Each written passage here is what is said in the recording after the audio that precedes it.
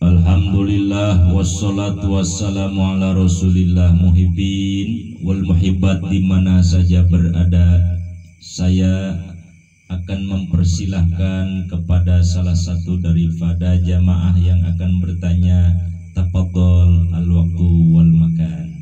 Assalamualaikum warahmatullahi wabarakatuh. Waalaikumsalam warahmatullahi wabarakatuh. Pertanyaan saya Pak Ustadz, apakah ada kesalahan-kesalahan ketika kita beramal gitu Pak Ustadz? Secara dohir dan batin mungkin begitu ya. Iya. Sama-sama pertanyaannya ini memang sangat afik, sangat rafih ketika beramal, ketika mengerjakan ibadah-ibadah.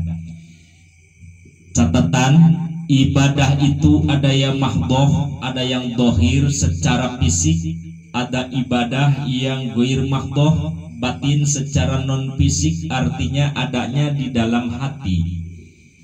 Ini sudah banyak tentu terjadi khotoun, kesalahan-kesalahan, penyimpangan terhadap amaliyah.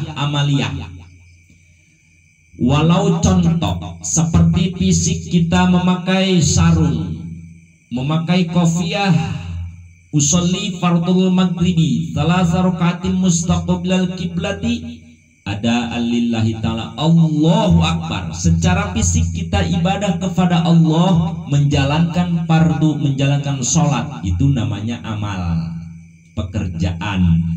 Tetapi kadang-kadang itu bisa menyalahi aturan, jadi tidak bisa diterima walau bentuknya ibadah karena terjadi kesalahan. Satu, catatannya salah niat. Salah niat, bagaimana salah niat?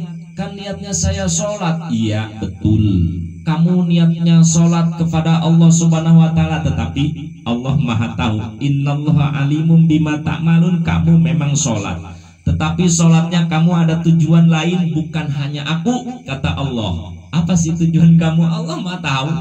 Kamu tujuannya pengen puji sama mertua, kamu pengen tidak diketahui bahwa kamu itu tujuannya datang ke masjid ini untuk maling, untuk nyopet dan sebagainya.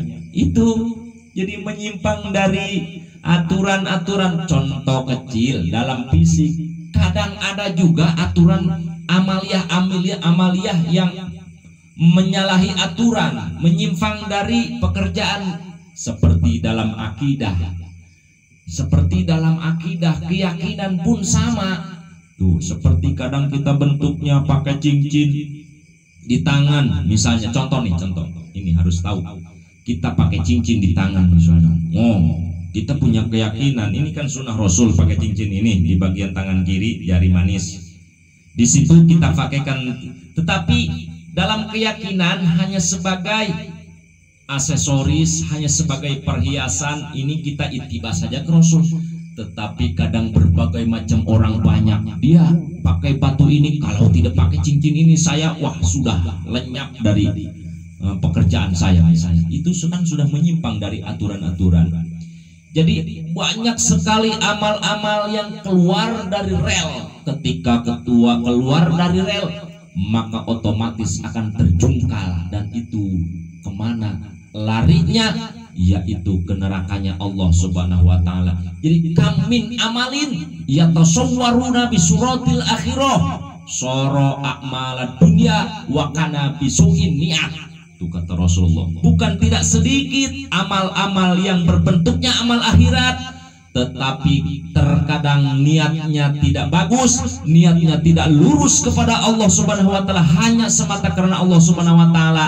Karena maka terjadi amal itu hanya sebagai amal dunia, artinya tidak terbawa ke akhirat. Sia-sia dong perkara kita. Tetapi wa kamin amalin yatasawwaruna bi surati dunya wa kana bi husni niat soro a'malal akhirah. Tetapi bukan sedikit juga amal-amal dunia yang bentuknya terhina, kelihatan oleh mata, hina terhadap orang yang jabatannya tinggi, tetapi kata Allah itu orang mulia, itu orang niatnya bagus, itu orang tulus, maka kana bihusnin niat, walaupun mungut di jalan, satu botol aqua kecil dimasukkan ke karung, niatnya untuk menafkahi anak istrinya, untuk menyambung hidupnya, itu yang paling terbaik menurut Allah Subhanahu wa taala daripada pakai jas, pakai sorban dan lain sebagainya. Niatnya karena duit, bukan hanya karena Allah Subhanahu wa taala. Maka wakana bihusni niat soro akmalal akhirat, maka akan dia didapatkan di akhirat ditemani oleh amal-amal yang tidak sepele, amal-amal yang bentuknya tidak terkira. Jadi wahai muhibbin wal muhibbat, di mana saja berada, luruskan niat, tepatkan aturan. Jadi jangan sampai aturan kita menyimpang dari aturan Allah Subhanahu wa taala, jadi amal yang sia-sia. Nah, itu. Jadi ini harus sesuai. Jadi kalau sudah satu, kalau Allah saja, jangan kita kemana-mana, meminta kepada hanya Allah Subhanahu wa taala.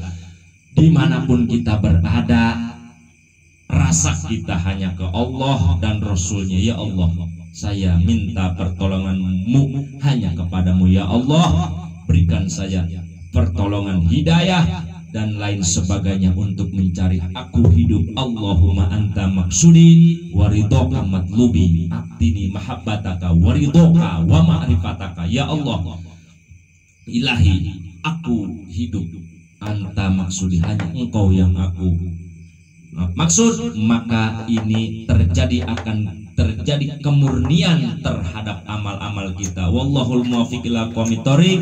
Assalamualaikum warahmatullahi wabarakatuh.